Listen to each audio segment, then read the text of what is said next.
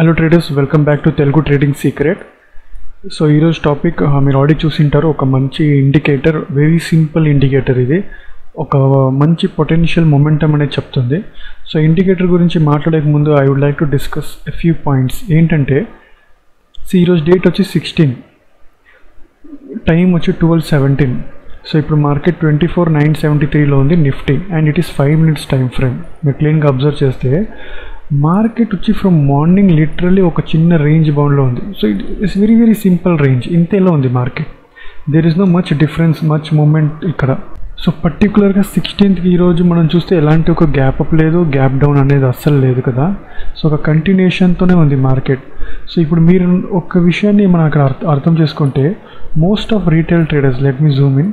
So most of retail traders ఏమవుతుంటుందంటే, mobile స్క్రీన్లో చూస్తూ ఎక్కడో వర్క్ చేస్తూ ట్రేడ్ చేసేవాళ్ళు. పర్టికులర్గా ఈ క్యాండిల్ రెడ్ అయిన తర్వాత, ఈ క్యాండిల్ లో బ్రేక్ అయినప్పుడు ఇక్కడ చాలామంది ఇక్కడ సెల్ ఆర్డర్ అనేది ప్లేస్ చేసి ఉంటారు. అండ్ నెక్స్ట్ క్యాండిల్ వాళ్ళు స్టాప్ లాస్ పట్టింటే హిట్ అయింది.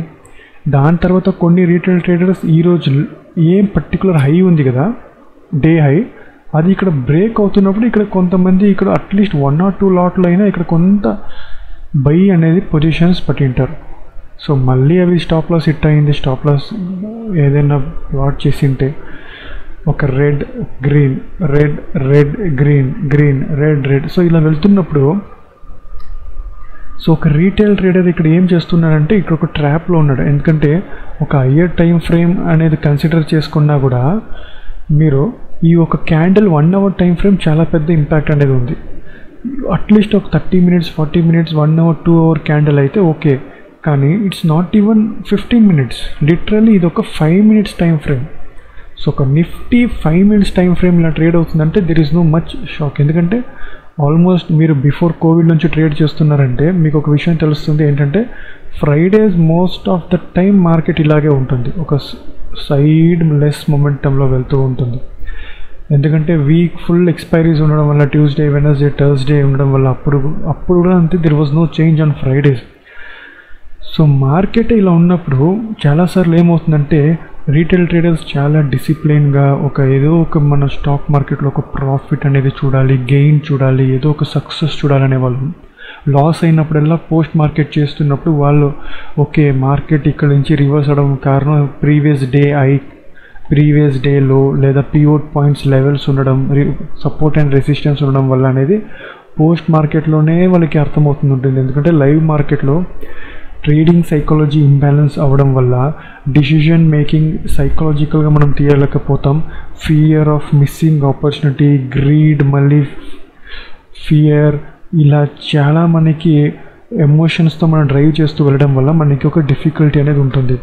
మీరు కొన్నిసార్లు చాలా సింపుల్గా టెక్నికల్ అనాలిసిస్ వచ్చినప్పుడు లేదా ప్రైస్ యాక్షన్ వచ్చినప్పుడు మీరు ఎలాంటి ఒక ట్రేడ్ అయినా చేయండి. కొన్ని ఇండికేటర్స్ ఉన్నాయి, డెఫినెట్గా I will also agree, lagging ఉంది, లీడింగ్ ఇండికేటర్స్ ఉన్నాయి. ఇండికేటర్స్ ఫాలో చేయడం మంచిది కాదు అంటారు, కానీ ఎక్కడో ఒక చోట ఈ ఇండికేటర్స్ మనకి ఒక మంచి లెవెల్స్ అనేది మనకి చెప్తూ ఉంటుంది. ఇది ఏడిఎక్స్ ఇండికేటర్. నేను ఇక్కడ ఏడిఎక్స్ని ప్రమోట్ చేస్తా లేదు ఫ్రెండ్స్, కానీ ఒక సింపుల్ ఎగ్జాంపుల్తో మీకు చూపిస్తున్నా. మార్కెట్ గ్యాప్ అప్ లేదు, గ్యాప్ డౌన్ లేదు, ఒక కంటిన్యూషన్ ఉంది. ఎస్టర్డే అరౌండ్ 225 నుంచే ఏడిఎక్స్ డౌన్ఫాల్ అనేది జరిగింది. 3కి వచ్చింది, డౌన్ అయింది. 3 ఆల్మోస్ట్ 16th ఓపెన్ అయినప్పుడు కూడా కర్వ్ ఉంది. ఈ కర్వ్ ఎక్కడైనా హై లేదు, లో లేదు, కంటిన్యూషన్ వెళ్తూనే ఉంది. సో యూజువల్గా మనం ఏడిఎక్స్ ఎందుకు వాడతామంటే, చాలామంది they addicted with some points like 25 లేదా 21 లేదా 20, కొంతమంది 30, కొంతమంది 50 కూడా వెళ్తారు. ఎప్పుడు మార్కెట్ 21, 20, 25, 30, 50 మీద వెళ్తుందో మొమెంటం అయి ఉంది, వాలటిలిటీ బాగుంది. సో ఒక మంచి ట్రెండ్, ఐదర్ ఒక బై సైడ్ లేదా ఒక సెల్ సైడ్ ఒక మంచి మొమెంటం అనేది మనకి దొరుకుతుంది అనేసి. సో ఇక్కడ మనం చూడొచ్చు మార్నింగ్ నుంచి మా ఏడిఎక్స్ కిందకే వెళ్తుంది. ఇప్పుడు ఆల్మోస్ట్ 12.36లో ఉందంటే, so it is always better. ఇలా ఉన్నప్పుడు ఇక్కడ మనం ట్రేడ్ అనేది అవాయిడ్ చేయాలిగా. మనం ట్రేడ్ అవాయిడ్ చేయకపోతే మనం ఎక్కువ ట్రేడ్ చేస్తూ లాసెస్ వెళ్తూ, స్టాప్ లాసెస్ హిట్ అవుతూ బ్రోకరేజెస్ పే చేస్తూ ఉంటామే కానీ మనకి డెఫినెట్గా కన్సిస్టెన్సీ అనేది ఉంటుంది. సో ఇలా చాలా ఇండికేటర్స్ ఉన్నాయి, దాన్ని త్వరగా మనం ఫాలో చేసుకుంటూ వెళ్ళండి. ఎప్పుడు ఏ ఇండికేటర్ మీరు యూజ్ చేయాలనేది తెలుసుకోండి. ఒక ట్రేడ్ సెలెక్షన్ చేసే ముందు దాని ట్రెండ్ ఏంటున్నది, ట్రెండ్ ఇండికేటర్స్ చూడండి. ఎంట్రీ ఎగ్జిట్కి మరొక ఇండికేటర్స్ ఉన్నాయి. మీరు ప్రైస్ యాక్షన్ ట్రేడర్ ఒక trading pattern, candle stick patterns చూసి ట్రేడ్ చేస్తారని ఇట్స్ వెల్ అండ్ గుడ్, కానీ సెకండరీ కన్ఫర్మేషన్ కోసం ఒక ట్రేడ్ అనేది ఫాలో చేసుకోండి. సో ఇప్పుడు మనం మాట్లాడబోతున్న టాపిక్ వచ్చి న్యూరో ట్రెండ్. ఈ న్యూరో ట్రెండ్ ఇండికేటర్ మీరు కమ్యూనిటీకి వెళితే ట్రెండింగ్లోనే మీకు ఉంటాయి. ట్రెండింగ్ సెలెక్ట్ చేసుకోండి. ట్రెండింగ్లోనే మీకు న్యూరో ట్రెండ్ అనేది కనిపిస్తుంటుంది. Neuro trend from ARESIQ. నేను స్పెల్లింగ్తో చెప్తున్నాను, ARESIQ. ఈ న్యూరో ట్రెండ్ అనేది మీరు క్లిక్ చేసుకోండి. సో ఇక్కడ న్యూరో ట్రెండ్ మనకి ఆల్రెడీ ఒక ప్లాట్ అయింది. ఇక్కడ నేను ఎలాంటి ఒక నంబర్స్ నేను మీకు ఏది సెట్టింగ్స్ చేయలేదు, just show AI commentary bottom middle అని సెలెక్ట్ చేసుకున్నా. మీరు బాటమ్ రైట్ అయినా పట్టుకోవచ్చు. నెక్స్ట్ కలర్స్ నాకు కావాల్సినట్టుగా నేను దాన్ని చేంజ్ చేసుకున్నా. కానీ ఫర్ యువర్ కైండ్ ఇన్ఫర్మేషన్ నేను ఎలాంటి ఒక నంబర్స్ ఇక్కడ వాల్యూమ్ ఏది నేను చేంజ్ చేయలేదు. సో ఇక్కడ మనం చూడవచ్చు ఫేస్ ఇంపల్స్ అనేది ఉంది,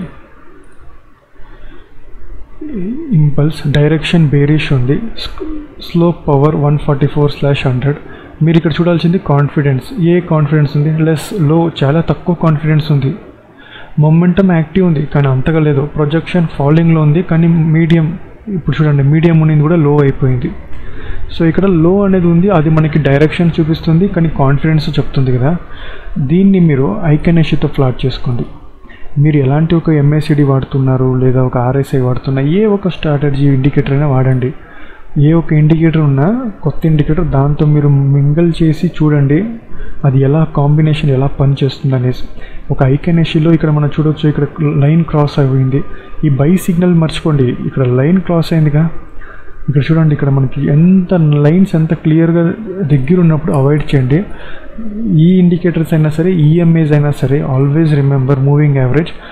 మీరు పర్టికులర్గా రెండు యావరేజ్ లైన్స్ మీరు కాంబినేషన్ వాడుతున్నారంటే గ్యాప్ అనేది ఎంత ఎక్కువ ఉందో మొమెంటం అంత జాస్తి ఉందని అంత అర్థం.